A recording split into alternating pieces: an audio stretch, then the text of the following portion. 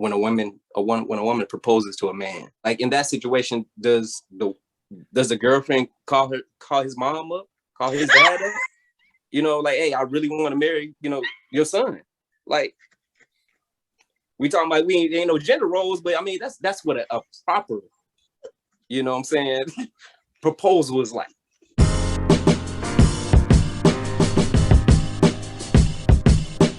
Hi everyone, welcome back to my comfy couch.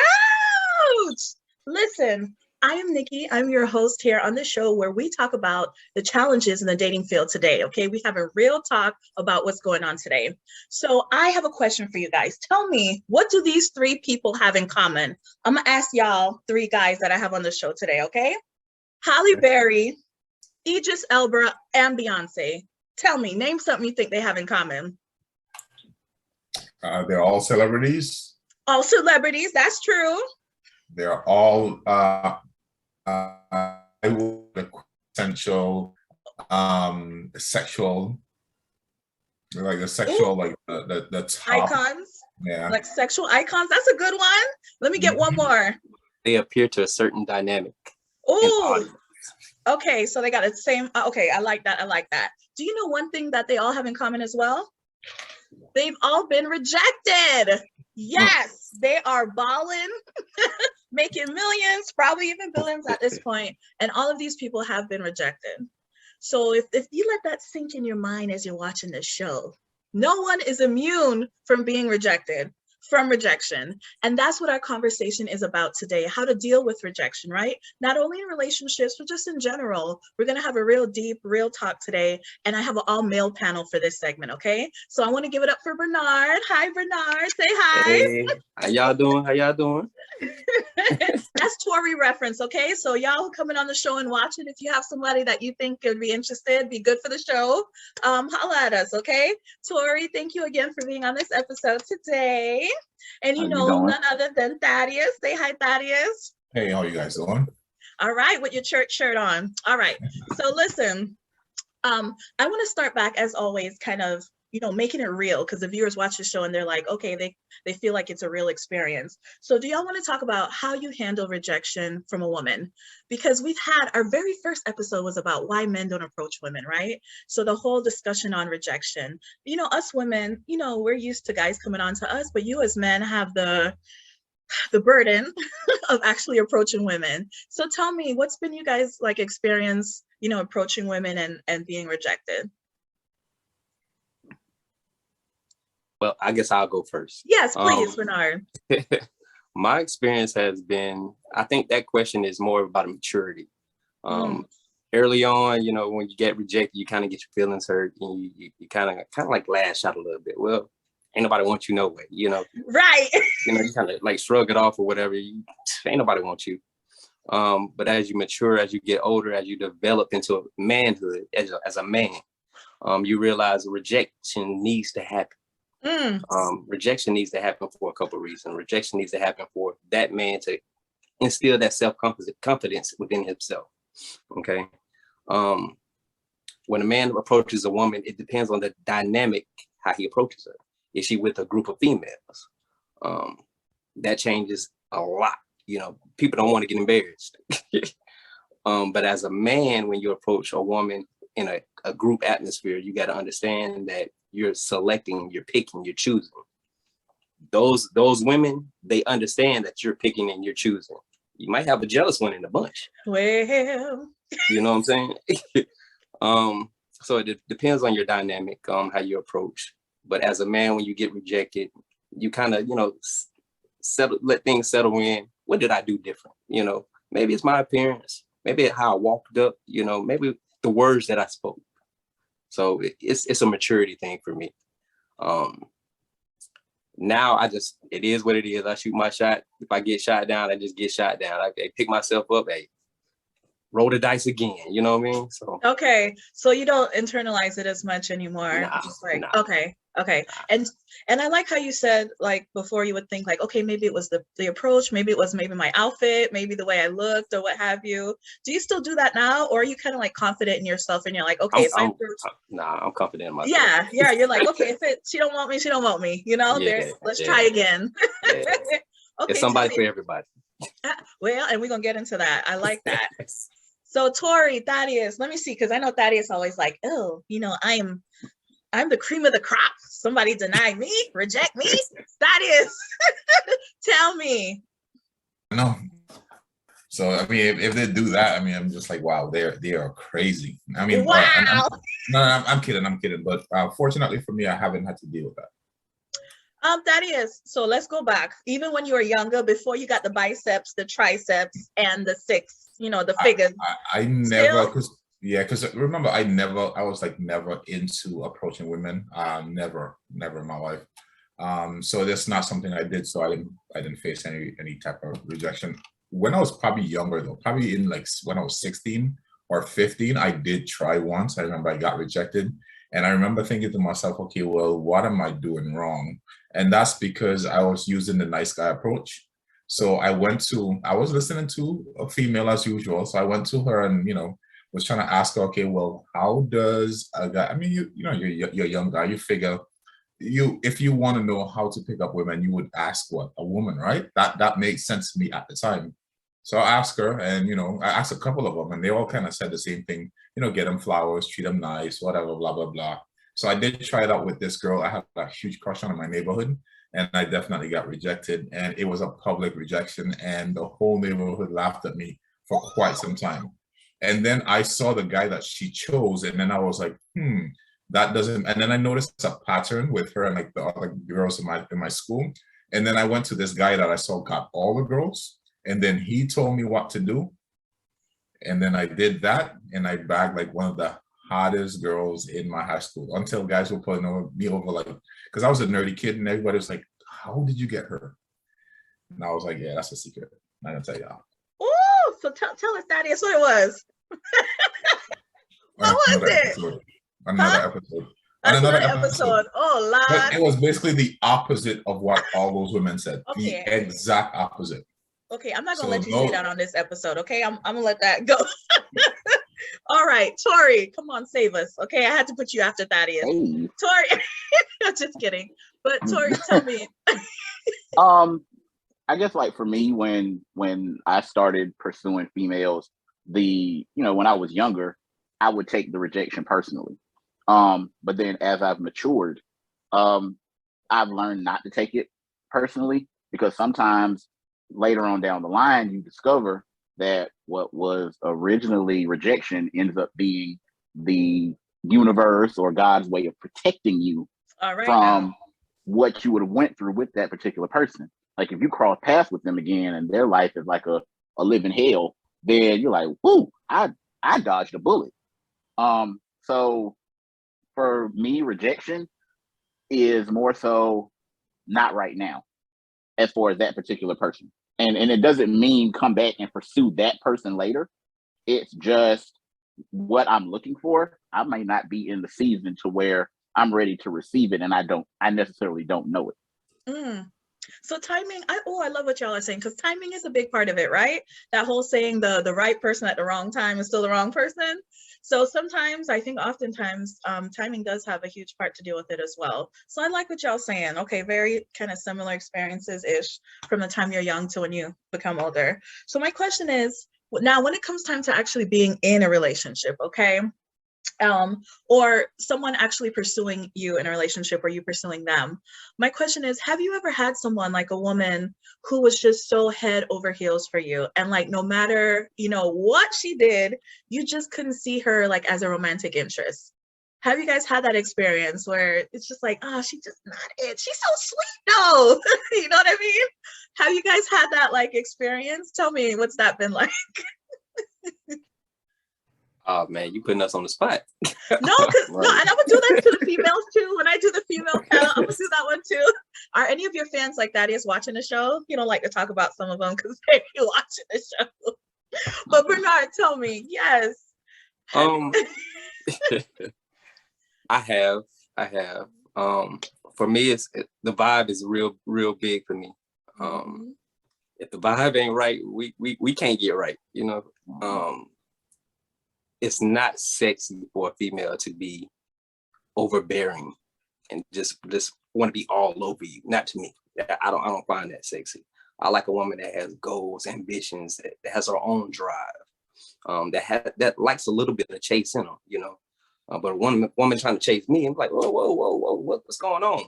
You know, I think we all see the little clips on YouTube or TikTok where a woman picks up a man and sits him down on the counter, like, oh, that's that reverse type thing going on. Like, so it set me back. But an overly aggressive woman, yeah, I kind of like had to set back a little bit, and like, nah, you got that one, you know. It didn't matter how nice she was or things of that nature. Little personality traits and characteristics stick out to me, and that's something that I wasn't interested in at the time. Okay, so you think that she was overbearing, but what if she wasn't overbearing? What if she was just like, you know, a colleague or a friend that you knew, but you know, you could kind of tell she was into you, you know, and she was trying to shoot her shot a bit. Because my whole thing is, I think it has to do with, well, and that's why I want you to correct me. And I'm saying this because for the women watching, I want them to learn from this. Because I've known women who, you know, were attracted to guys and the guy was clearly not into them. And they were like, you know, maybe if I buy him this special thing for his birthday, or maybe if I take him out, you know, I'll kind of woo him, you know, into liking. Yeah. And that's the thing is, I think with guys, it's like, you either feel like she's wifey or not. Like, to me, there's nothing that a woman could do to kind of change your mind if you just put her in the friend zone. Like, what do you think about that? Oh man, I don't put a couple women in friend zones just because of that. You know, when you do too much, you do too much. You know, it's a thin line. Like, you know, men are natural hunters. You know, be chased. You know, don't chase me. You know, don't be the rabbit that got the gun. You know, but men want to chase. You know, men want to chase. I don't care what kind of man it is. He wants to chase a little bit. He wants to know, hey, I pursued you. You know, that's like for me, when a woman proposes to a man. Oof. You know, that's me. That's personal. You know what I'm saying? That's personal. I don't want to offend nobody. But to me, let that man do that. You know what I'm saying? Let him give you that opportunity. Men don't come up wishing to get married and dreaming, you know, wearing white tuxes, and that's what men don't do that. You know, a lot of girls come up dreaming that. So let the man chase you. Let the man. What do y'all think? Are y'all agreeing with Bernard, Tori, and Thaddeus? Tell me. I am, because some of the stuff that he said, when I see it on social media, it annoys me. Like the women proposing to the man, and I'm like, when did this start? Like, when did this become a thing? Like, I thought it was the trend, and it's actually becoming, I don't want to say a way of life, but like, there's so many women that are like, well, you know what? If he's not going to ask me, I'm going to ask him. But the fact that he hasn't asked you should send off all sorts of red flags and stop signs and things of that nature. That this man is comfortable with you up until a point. And it's not up until the point of marrying you. It's up until the point of to where you all presently are at that particular point in time. Yes. So, but women don't think about that because they want the wedding with the 12 bridesmaids and the cake and everything for social media. And the guy's like, I never really wanted that.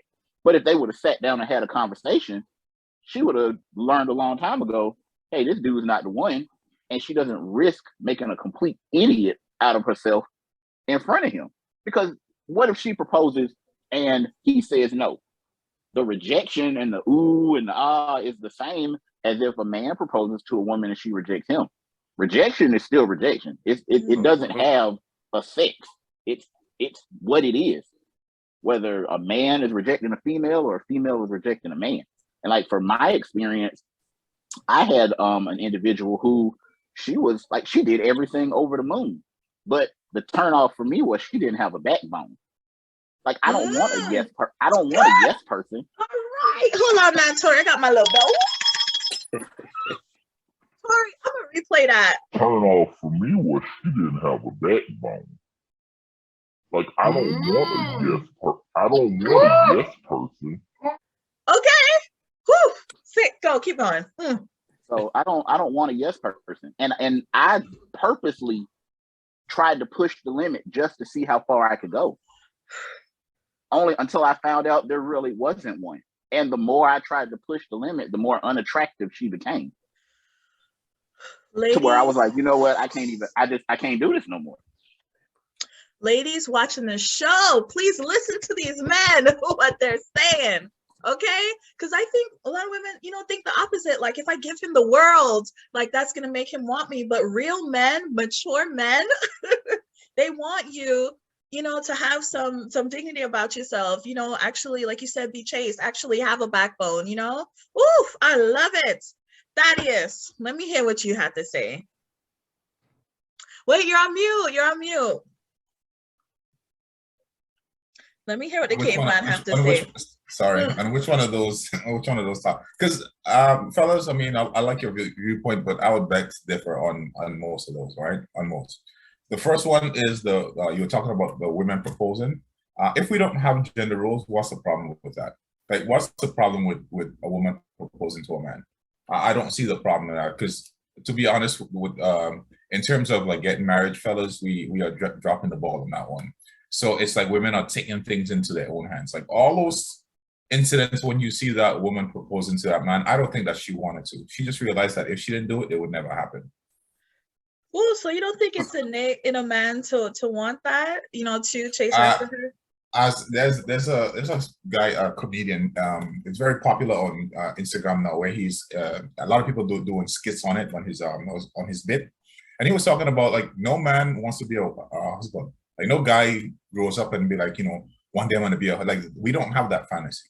It's a part of you being like a man. It's part of you growing up. And when I say growing up, I mean this is the part of growing up that not a lot of guys like. I mean, you have to be stuck with this one woman. I mean, most guys, that's not their dream. Most guys' dream is to have lots of women, right? So we don't want to grow up and mature and choose one, because when you choose one, you're missing out on all of the rest. And to be honest, most guys, they don't qualify for the girl that they really want. Like, for instance, if you're going shopping for a car, like no guy grows up and says, I want a Toyota, a Camry. Like no guy says that. No guy says that. No guy, when you're growing up, no guy has a picture of a Toyota Corolla on his wall.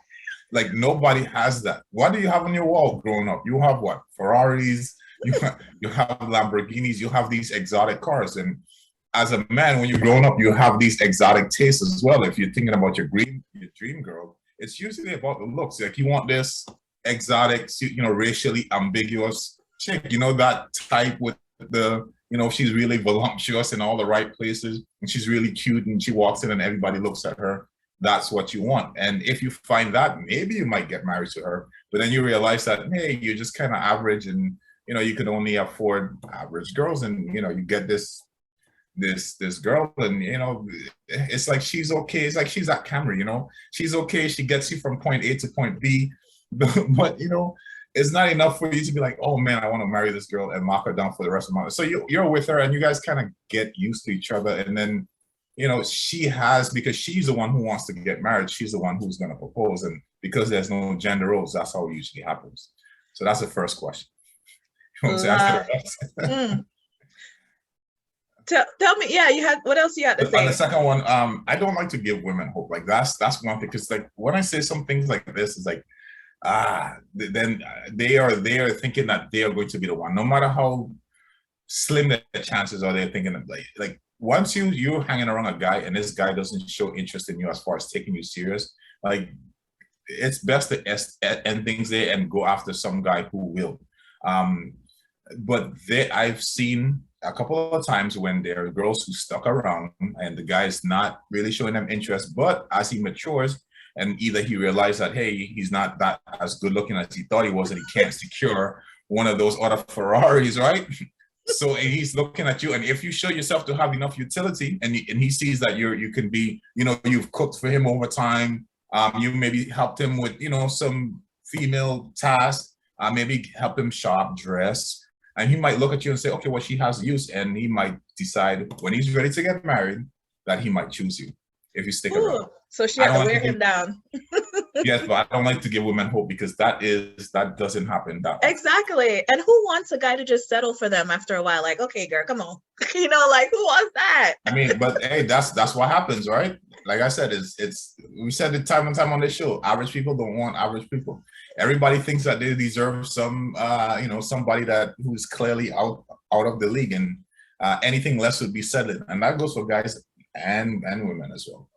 Ooh, Bernard, look like you have something to say. And Tori, come on, y'all jump in now. Yeah. So the gender roles, we know that we're living in a society where gender roles are no more, pretty much. You were right. That is about, women are going after what they want now. They're taking in consideration what they want and going after it, like, aggressively. But there's certain things, I believe, personally, just me, that you have to let things be. You know what I'm saying? Like, the proposal thing, yeah, it can happen, but the dynamic of that relationship, nobody knows, because we only see clips of. Right. That guy could have gave her signs like, hey, we gonna wait a little while, and she's pushing the issue. Can a woman handle rejection like a man would in that type of atmosphere?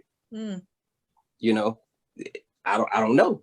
You're putting a guy in a very, very tough situation. You got his manhood on one thing dangling in front of him, and he got his woman on the other hand. So it's like, it's a really, really, really, really tough situation to be in. Versus, like, in that situation, does the girlfriend call his mom up, call his dad up? Like, hey, I really want to marry, your son.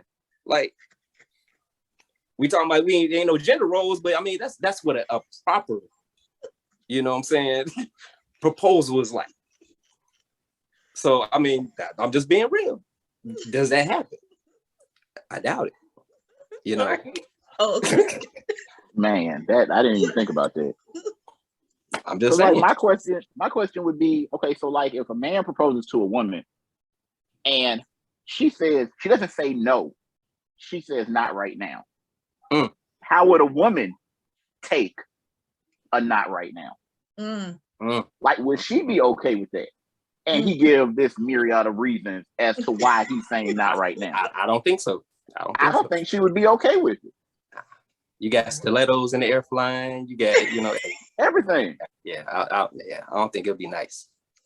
And that whole wearing people down thing, I get that. I think that came from, I don't know if you all watch Family Matters. When Steve was just convinced he was gonna wear Laura down, and Myrtle was convinced that she was gonna wear Eddie down, and it ended up happening in the end. And I think that's like a false reality for people, where they feel like, okay, well, you can put me, like, if I'm put in the friend zone, as long as the fence isn't so high, then I still have a possibility of getting out. Or if after they've been hurt by so many different people, then here I am, arms open wide, things of that nature.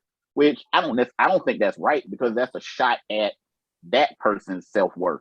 And like, okay, so you're okay with being last, like being the very last person that person goes to after they've gone to everybody else. Like what does that say about that person's self-esteem? I get it. You might feel a certain type of way about this person and hope that one day that person feels that way about you. But until then, your self-esteem and how you value yourself has to come into question. Oof. Now, love what y'all saying. So true. And my question now is on the reverse. Have y'all, really been head over heels for a woman either you've been with or trying to get with, and y'all try to woo her over, like, no matter what you did, it just didn't change her mind? Or did she give you a shot and then, she ended up just not treating you right? Like, what's been your experience on the flip side? I mean, I've definitely been in the friend zone a couple of times. I know why. I'm pretty handsome guy, but I'm funny and all that stuff. But at the time, maturity level wasn't quite there. I had things going on, but I was given a shot. We kind of talked about things. We remained friends because we were better friends than anything. We didn't want to mess that up. And I think that goes with the maturity thing. But the friend zone, I think guys are willing to wait a longer amount of time to be in the friend zone than a female is. True that. You know what I'm saying? Because we got that stigma in the back of our mind, like, man, yeah, we're gonna wear her down. We're just gonna be there. Somebody's gonna break her heart. Yeah, I'm gonna be there to console her. You know what I'm saying? Like, I'm gonna be the one. She gonna come running to me. Preach. So, I mean, that's a dangerous place to be, in the friend zone, when you're really, really into somebody. You know, Right. that other person needs to understand, like, he's just a friend. That's that dangerous part. But I definitely have been in the friend zone. I definitely try to play both sides of the fence. But it's a maturity thing. It's a maturity thing. Ooh, Tori, you too? Have you been in that situation too? Yep, I have. A matter of fact, we were friends and then we dated, but when we dated, it still seemed like we were friends. And so like we were like nothing changed. The only thing that changed was, okay, you have a title. That's it. So it's like, okay, like we realized, okay, we're just better off as friends. And we're still friends to this day. Like there aren't too many people that know that we ever dated.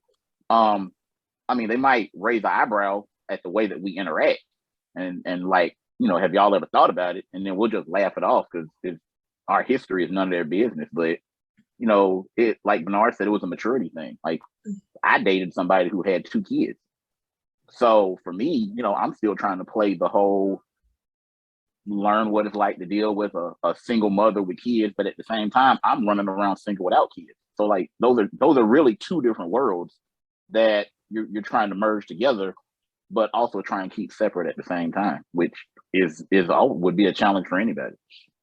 Oh, yes. And you know what I wanted to talk about as well, because I see consistently, if you notice when you guys were speaking, that when the rejection did happen, you kind of look at yourself and say, okay, was it something I did? Was it timing? But I want people to understand that sometimes rejection has nothing to do with you. Right. Like there could be so many reasons. Sometimes people have so much issues going on that you don't know about, so much trauma from before in their life. And sometimes that person is just not for you. Like you're not everyone's cup of tea. And that's what I really wanted to stress, is for people to stop taking rejection and equating that to their self-worth.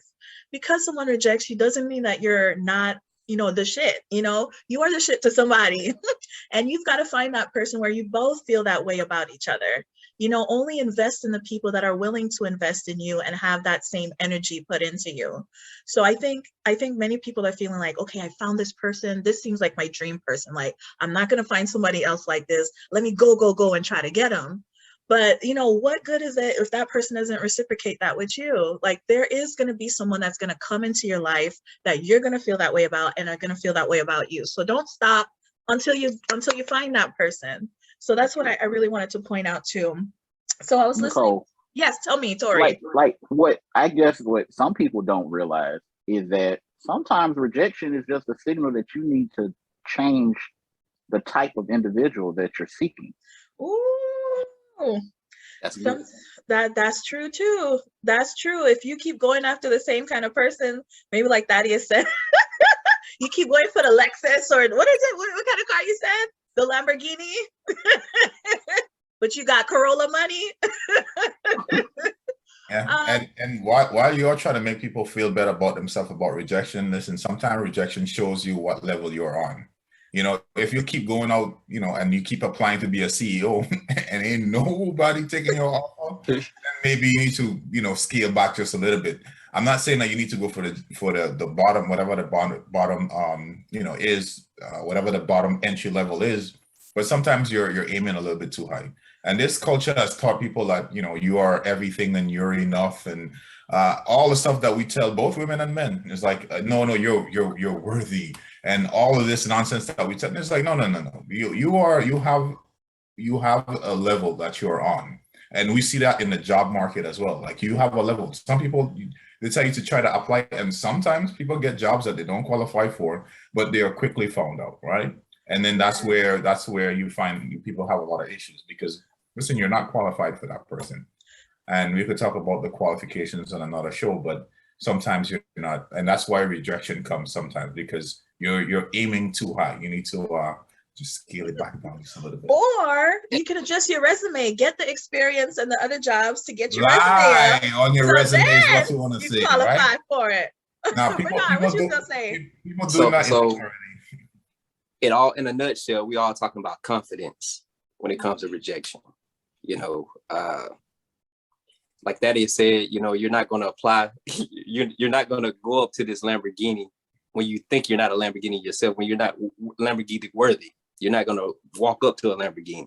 You know, Tori knows this about me, but I did a study like while back, like long college days, where I asked a whole bunch of Lamborghini women, you know, what kind of man do you want versus what kind of man they have?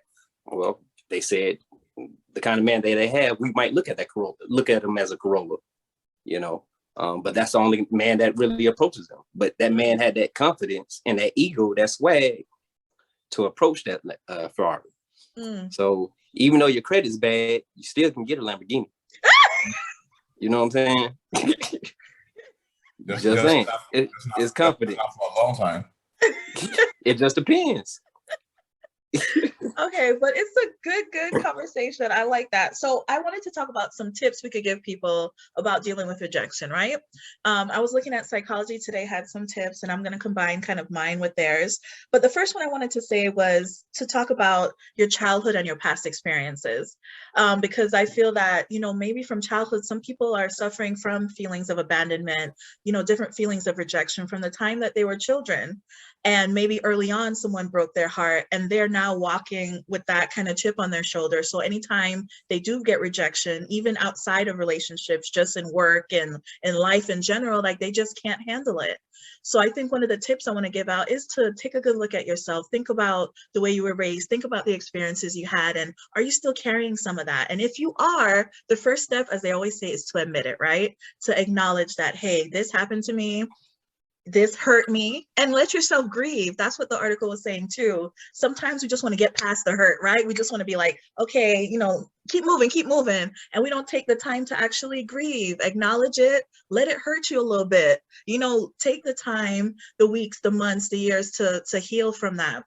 So that was the first step I wanted to talk about. The second thing I wanted to talk about was, which is what I tell people, is to dispel the lies that might be in your mind about it, right? You might say, hey, you know, she didn't like me because, you know, I the way that I looked, or, you know, I'm never going to be anything. Nobody's ever going to love me. Like all these lies we kind of tell ourselves that we've carried through all these years. So anytime we get rejected, we have all those lies in our head. So I say, dispel those lies and replace them with truth. Find some affirmations that's going to speak life and have you be confident. So when it does occur, that you can combat that with truth.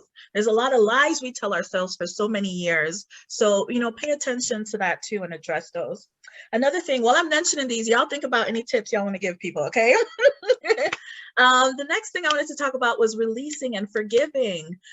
You know, if you've been hurt in the past, again, from a woman, oh my God, there's so many men, y'all listening to this, please. That one girl from the 10th grade that did not want to go to the prom with you, can y'all please let that go, okay? You know that your first wife that did you dirty, I know it hurt. Can you please let that go? There are so many men walking around that have been hurt so bad and they won't open up to anyone else. We need you, okay? We women, we need you. We want to be there for you, but we need you to be open again, okay? So forgive her and forgive yourself and move on. 2 more and then I'll let you guys talk. Learn the lesson was my next one. Sometimes we have to learn the lesson from it. Tori's shaking his head like, yeah, learn the lesson. Sometimes it's something that you could have done better. You know, maybe you needed to choose better. Maybe you needed to grow and develop. It's not always a bad thing. I think Bernard mentioned that. You need that sometimes. Rejection is good because you need that to you know, build a backbone and strength. And then the last one I wanted to mention again was a big one. Oh, actually 2 was don't blame yourself. As we mentioned earlier, it might have been something that happened with them, and strengthen your resiliency. I wanted to kind of mention and read from here how it talked about how rejection makes you more of a resilient person, right? Someone that could bounce back from things. It said on here that so these are some things that you can do to have rejection help you build resiliency. It said, so what you can do is you can do things like focusing on the solutions and what you learned from the experience, like we said, maintaining a sense of humor, sometimes not making it so heavy, right? Remembering your strengths. So talking life into yourself. Don't down yourself. Remember who you are and what you bring to the table. And it also talks about practicing self-care, right? So there's different things you can do to help this not be a negative thing, but something that actually helps you be a more resilient person. So now I'm gonna hang it over to you guys. Like, do you guys have any tips for men or just people in general who are kind of dealing with rejection? Y'all tell me. Man, success Monica is built said- on those. Oh, wait, Yeah. oh, one at a time. Tori and then Bernard, tell me. Like Monica said, don't take it personal. Don't take it personal. I always thought she was talking about her period then, like, I'm but still, anyway. I know what she was talking about. But I'm just saying. Yeah. I mean, one monkey don't stop no show. Okay, now. So don't take Don't it nobody- personal. Don't nobody really come to the show to see the monkeys, no way. Love it, Tori. Huh. All right, Bernard, tell me. Success is built on those, not yeses. You got to hear them no's before you hit a yes, huh? Right. That's right. Right. And as I mentioned, all them celebrities and stuff, they get turned down all the time. And, and we know their names in our household. Tell me, Thaddeus, what about you? So rejection is just part of life. The higher you go, the higher you aim is the more rejection that you'll get. So if you aim low and you hit, you'll hit 100% of the time, right? Because if you're trying to shy away from rejection, aim high, like really aim high, and then work your way down from there. So rejection is just part of life. Like I said, don't really take it personal, as in, don't take it as in that person is telling you no because of some reason. You strengthen yourself, you work on the things that you know that you can to be the best possible you. If you are the best possible you and they reject you, then that's not a problem. Then you keep trying again. You just don't take one no for, I mean, especially when you talk about relationship, there's 9 billion people on the planet. I mean, 9 billion. Even the best pickup artists, they tell you that in order for them to go home with one woman, they have to, I think the best ones only have like about a 20% close rate. So if those are the best pickup artists, I mean, you're Joe Smo on the road, you approach 100 women, I think you'll probably, the average person would only be able to get 4 or 5. That's like 95% rejection. So you have to have thick skin. Tori, you were hopping in too? I agree with Thaddeus says. Aim high, because if you don't aim, then you're settling for whatever you get. Yeah, love it. So again, I want to wrap this up. Again, we gave you tips. We talked about from a male's perspective what it's been like in terms of rejection. So men watching this, take notes. Ladies watching it, take notes as well, okay? So don't take it personal if he don't want you or she don't want you. Want yourself, okay? And find somebody that wants you as well. So thank you guys so much again for being on this Real Talk. I want to say thank you again to Bernard. Thank you. Thank you for having me. Thank you. We hope to see you again, Bernard. I'm gonna just throw that in there. Sorry, thank you. And Thaddeus as well. And we'll see you next time on My Comfy Couch. Toodles.